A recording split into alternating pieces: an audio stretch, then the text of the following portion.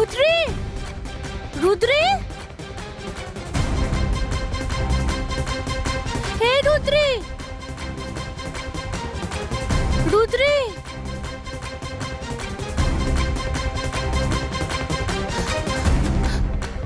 Rodri তো ঘরে নেই।